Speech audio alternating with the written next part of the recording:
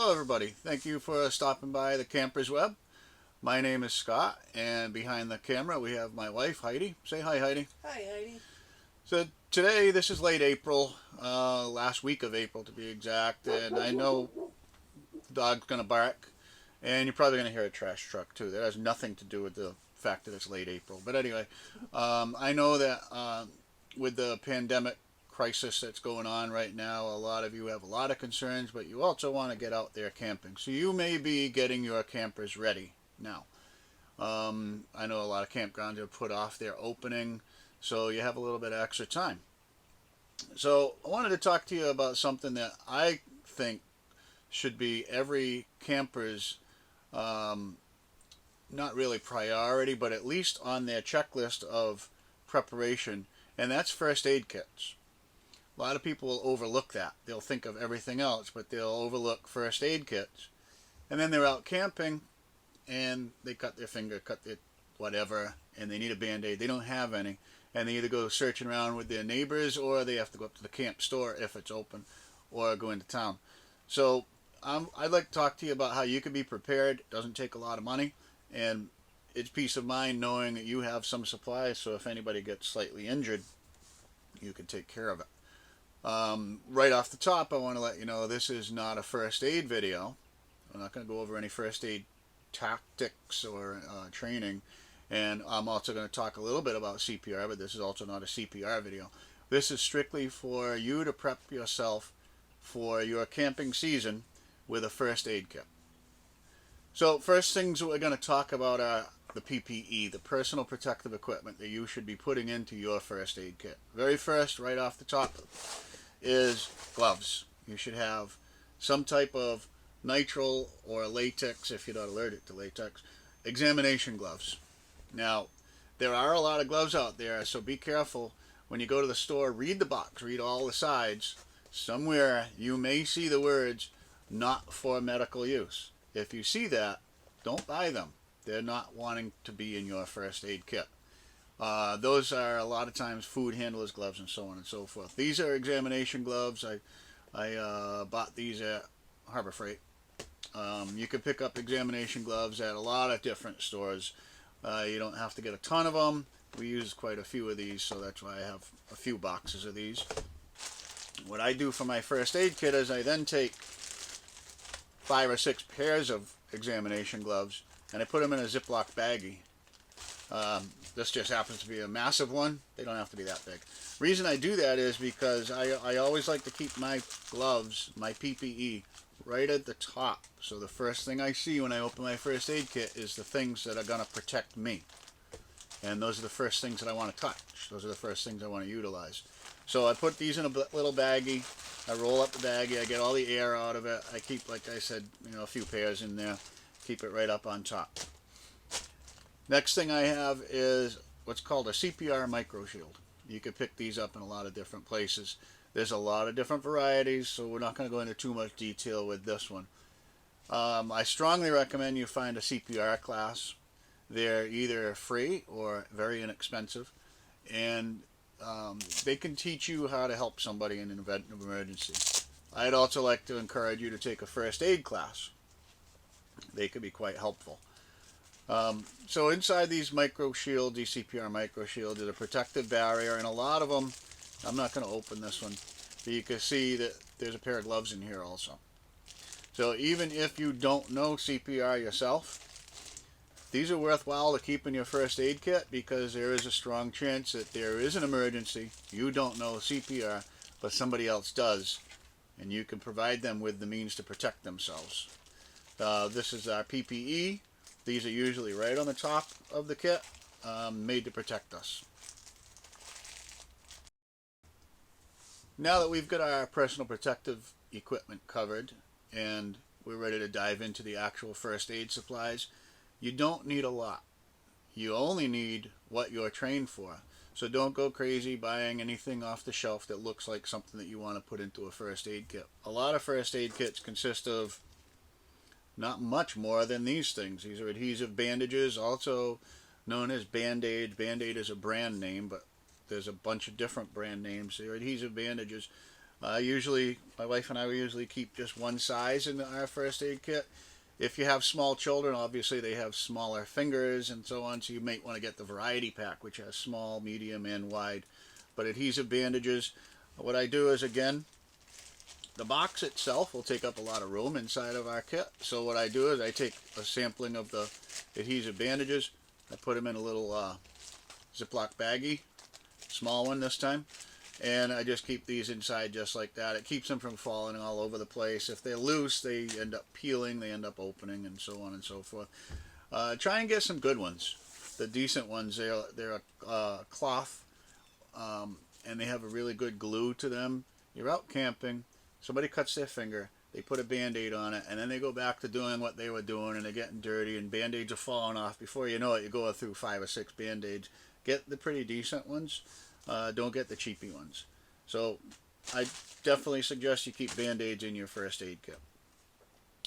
You'll see later on when we get into some of these kits that are over here, you'll see that I have some wipes. Antiseptic wipes, alcohol and so on. I don't like those. The reason being, when somebody cuts themselves, the blood has antibodies in it that will start the clotting process. If you come along and you wipe it, you may be wiping off some germs, but more to the point, you're wiping off those clotting agents, and you're making it bleed more and more and more. Well, what I like to do is I just get a container. This is triple antibiotic cream. I'm holding my finger over the brand name. This is a store brand, this one here, and this also has pain relief built into it.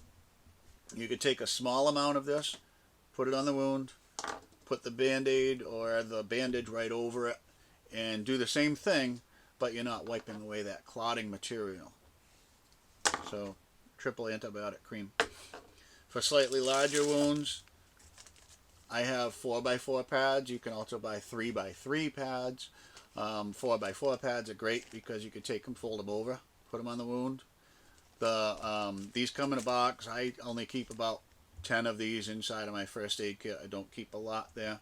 If you feel you need more, you can feel free to put in more.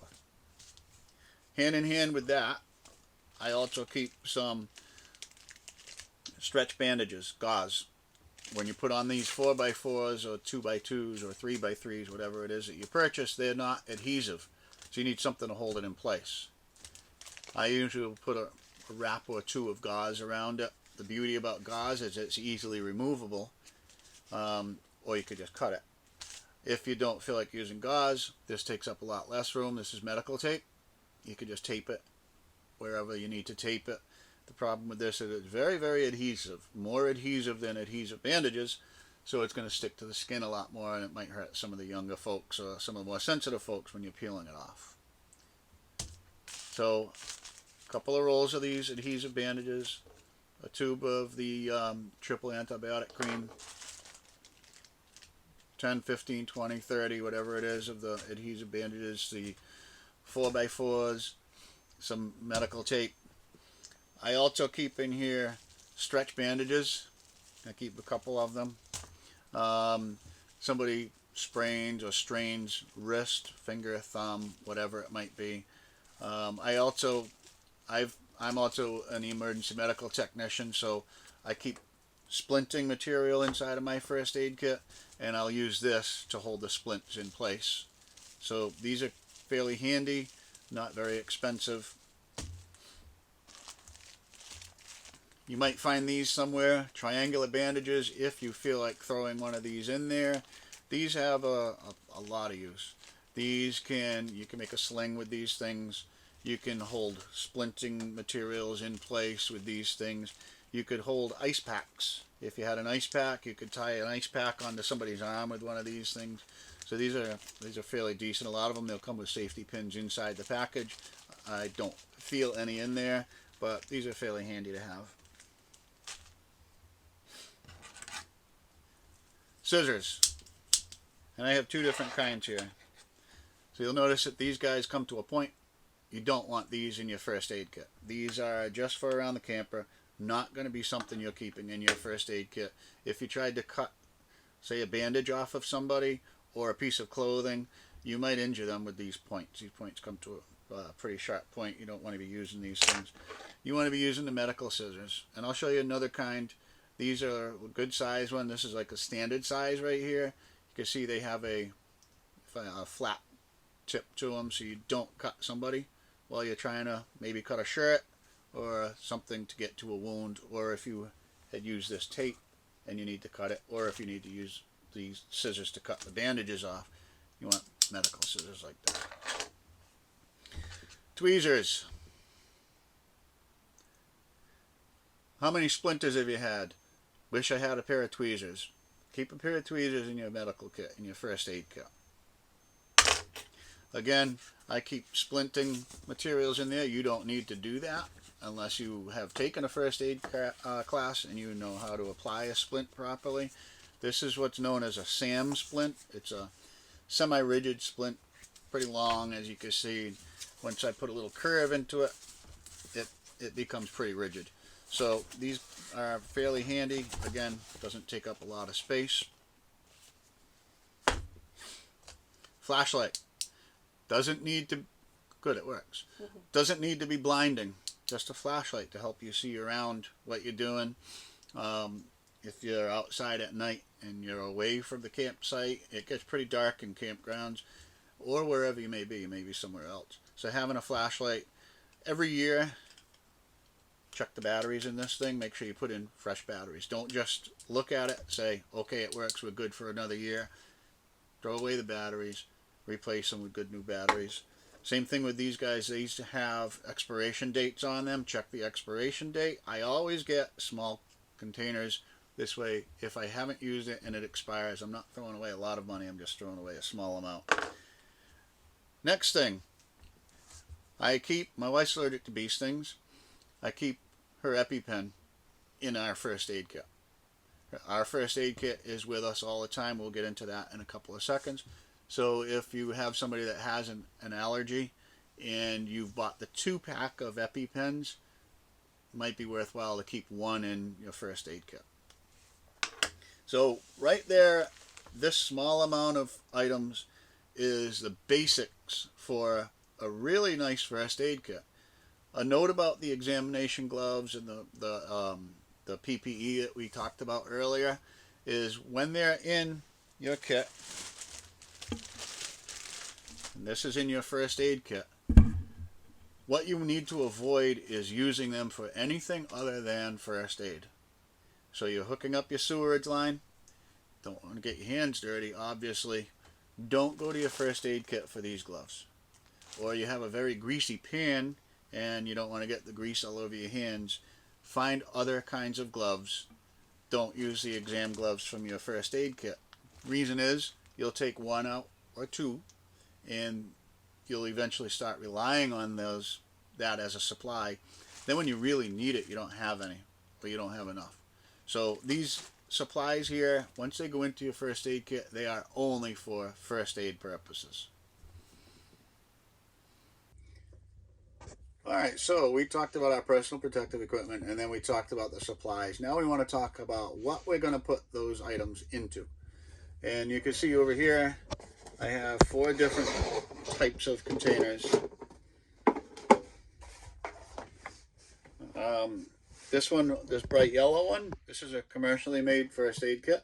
Comes with the supplies and everything. These are great. You could buy one of these things right off the shelf and you're ready to go.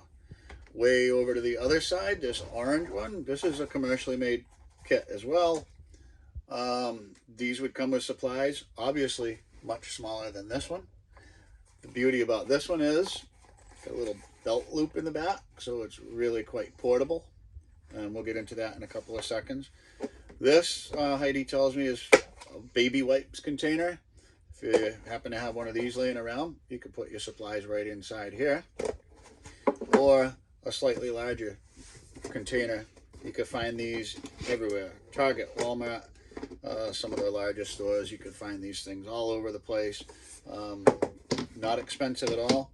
Holds all your supplies and then some. So what you're going to be putting into it will dictate the size of the kit that you're going to have. What I like about these is our camper is a trailer. So we have a tow vehicle and the trailer.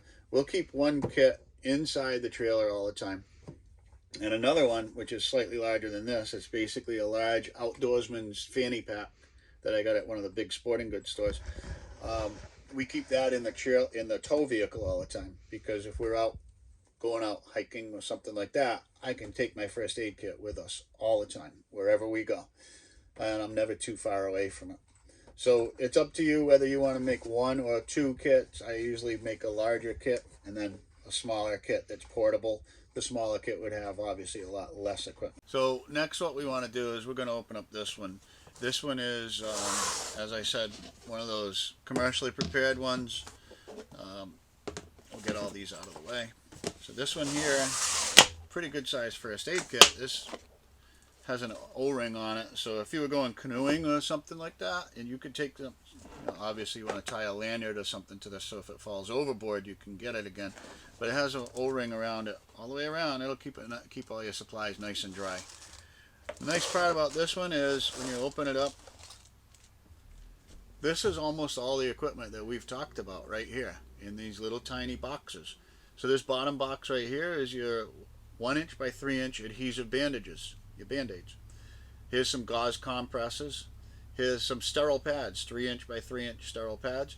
And here's your triangular bandage or your cravat. And this one even has safety pins. And those are all in little tiny boxes. I wish I could remember where I found these, because these are pretty nice. Again, these all come in these commercially made kits. So as you're searching around, do your research, and they'll tell you what the contents of them are. I have my exam gloves. These are not food handler gloves, remember. These are my exam gloves, just kept in a baggie right up on top there so I can get at them very easily. I have a small, sorry about that, it's alive, smaller version of safety scissors that I can use. Again, these don't have sharp points, so I'm not going to get injured if I have to cut somebody's shirt or cut a bandage off of them or something like that. I'm not going to get injured. As we mentioned, I have some alcohol prep pads or alcohol wipes. I don't like them. There's a strong probability that you keep alcohol pads around, you go open them up, they're all dried out. They lose the alcohol that's in them very, very quickly. So they're, I won't say useless, but they're on the fringe of being useless. Instead, I keep my triple antibiotic cream. Again, checking the expiration date every year. I also keep in here, trying to hide the brand names.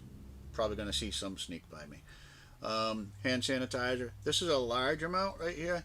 I don't recommend this if you're going to be putting together a kit that's going to be portable. Instead, go with a smaller container. And the beauty about these small containers, this is one that you just squeeze out the liquid. You can refill them from the larger containers. These are cheaper. Fill this halfway. Keep it in your portable kit. It's light. It's portable. Doesn't take up a lot of space. And when this expires, this is expired also, but you can manage that fairly easily. We keep some allergy medication in here and elastic bandage. So what you're going to be doing will dictate what type of kit you want to put together. Again, it doesn't need to take up a lot of space. It doesn't have to take a lot of money. Just do your research. You could find them online, or you could go look at the ones in the stores and find out which one is best suited for your needs.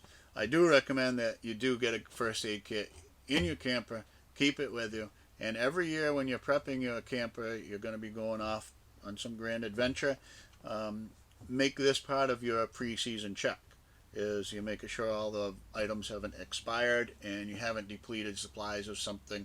It's even worthwhile if you took a piece of paper, for instance on a kit like this, and just wrote down what you keep in here.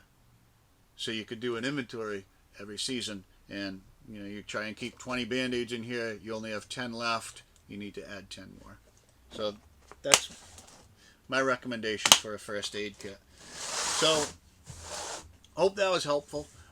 Please hit subscribe. please hit like, hit the bell, follow, stalk, whatever it is. Tell your friends, tell their friends, even tell your enemies about the Campers Web. Comments. And comments. Heidi's allowed to talk. She doesn't have to. Comments. Let us know some comments so we could talk back and forth. We'll respond to them as often as we can. We're on Facebook, The Campers Web. We're on Instagram. We're on YouTube. We're on Twitter. So find us on all those places. Invite everybody that you know. Pester people, ask them every single day until they join us. And we're going to keep coming up with more and more and more what we hope to be interesting videos. I hope this pandemic has bypassed you. I hope it's nothing more than an inconvenience to you. And I hope that very soon we're all sitting around the campfire with a cold beverage, relaxing and listening to the crickets. Thank you for visiting.